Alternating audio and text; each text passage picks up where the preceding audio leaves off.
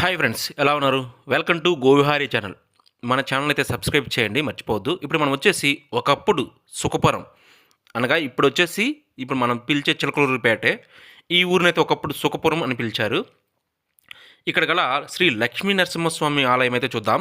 అదేవిధంగా ఈ యొక్క సుఖపురం చిలకలూరిపేటకి ఒకప్పుడు సుఖపురం అనే పేరు ఎలా వచ్చింది అనేది కూడా ఈ యొక్క చరిత్రలో అయితే చూద్దాం మనం ఒకసారి. అయితే ఈ చరిత్రను చూసుకుంటే మనం ఈ ఆలయం వచ్చేసి గుంటూరు జిల్లా చిలకలూరుపేటలో అయితే ఉంది.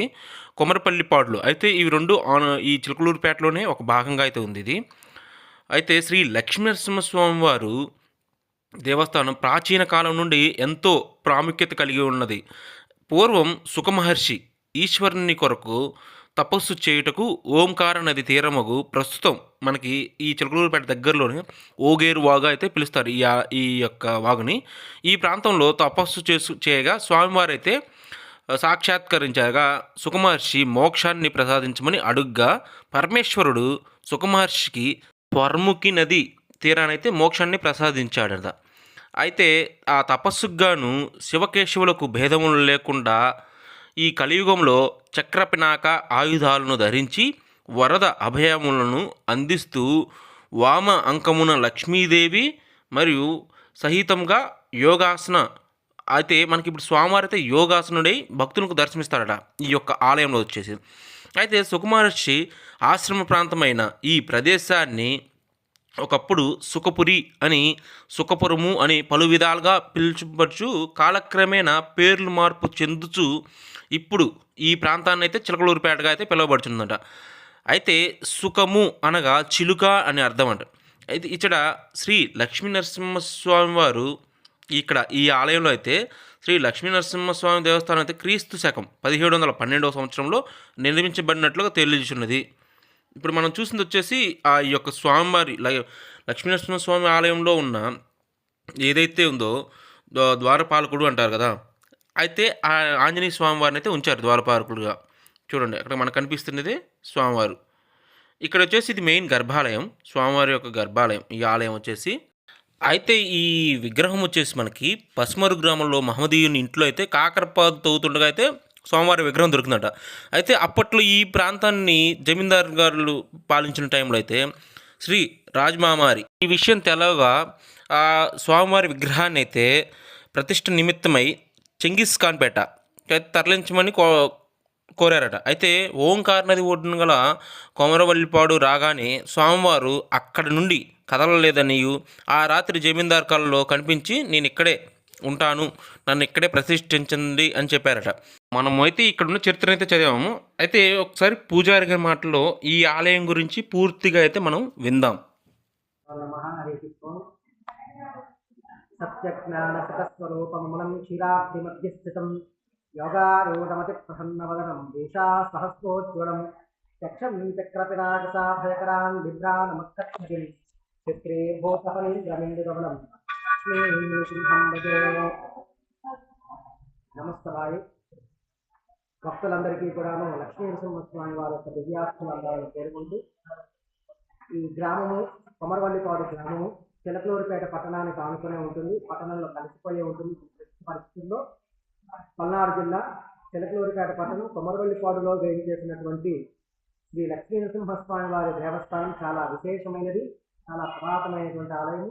4 శతాబ్దాల నాటికి క్రితం నిర్మాణం అయినటువంటి ఈ ఆలయము ఎంతో విశేషమైనది.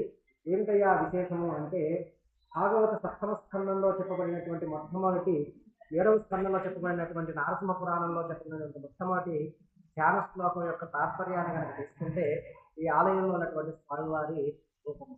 ఆ స్వామివారు ఎంత విశేషంగా ఉంటారు అంటే యోగాసనంలో ఉండి వామాంకంలో లక్ష్మీ అమ్మవారిని ఆసీనం చేసుకొని వరదభయ హస్తాలతోటి చక్ర పినాక హస్తాలతోటి సత్యము జ్ఞానము అనేటువంటి 2 నేత్రాలతోటి భక్తుల్ని అనుగ్రహిస్తూ ఈశ్వరుడి యొక్క మనోనేత్రమైనటువంటి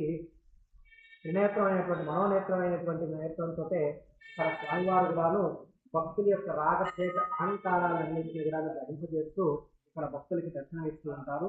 అటువంటి విశేషమైనటువంటి రూపము ఈ ఆలయంలో ఉన్నటువంటి నరసింహస్వామి వారి యొక్క రూపం. అయితే ఈ స్వామివారు ఇక్కడ ఆవిర్భవించడానికి గల ముఖ్య విశేషమైనటువంటి కారణం ఏమిటయ్యా అంటే పూర్వము ఈ పల్నాడు జిల్లా ప్రాంతంలోని చేజర్ల అనేటువంటి ఒక గ్రామం ఉంది.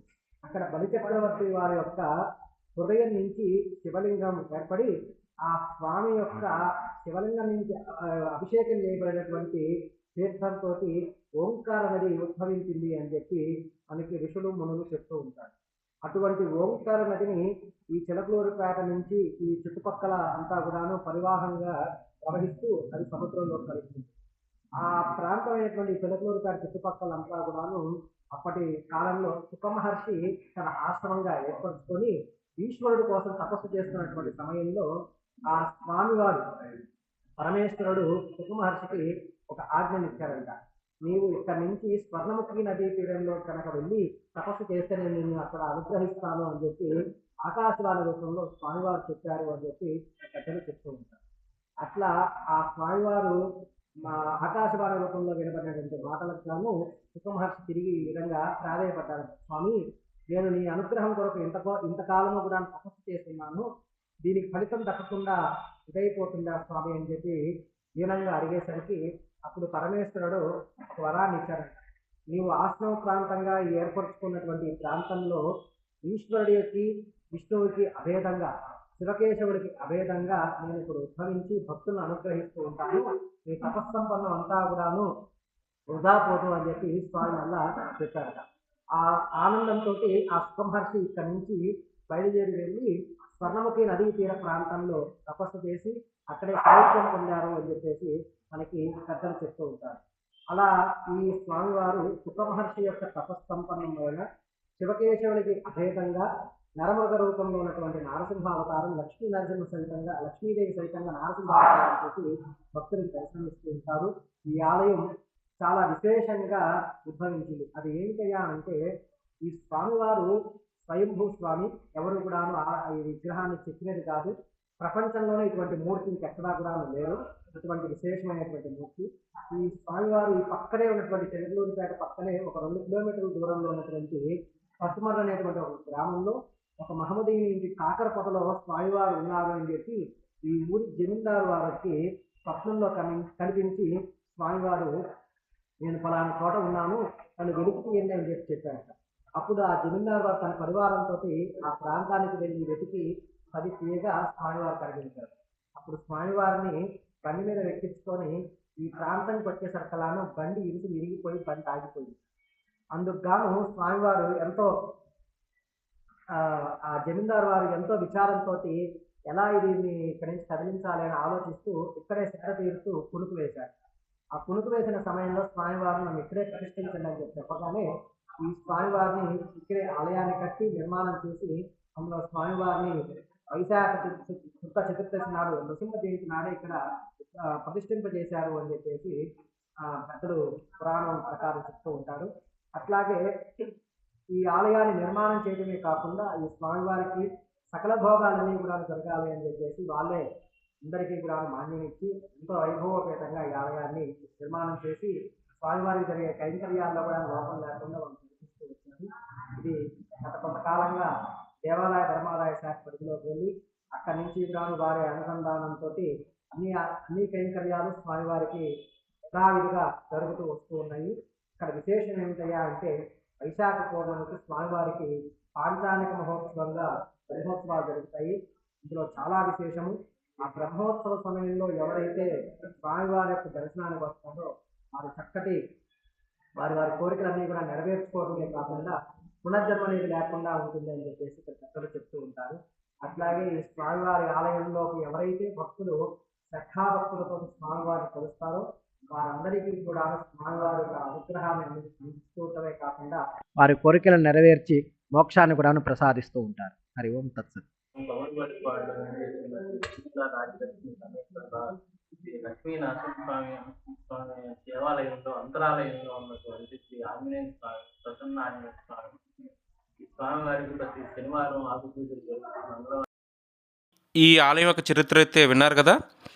మరొక వీడియోలో మరలా కలుద్దాం. ప్లీజ్ మన ఛానల్ అయితే సబ్స్క్రైబ్ చేయండి. అదేవిధంగా ఈ వీడియో చూసిన తర్వాత లైక్ చేయండి, కామెంట్ కూడా చేయండి. Thanks for watching. మరొక వీడియోలో మరలా కలుద్దాం.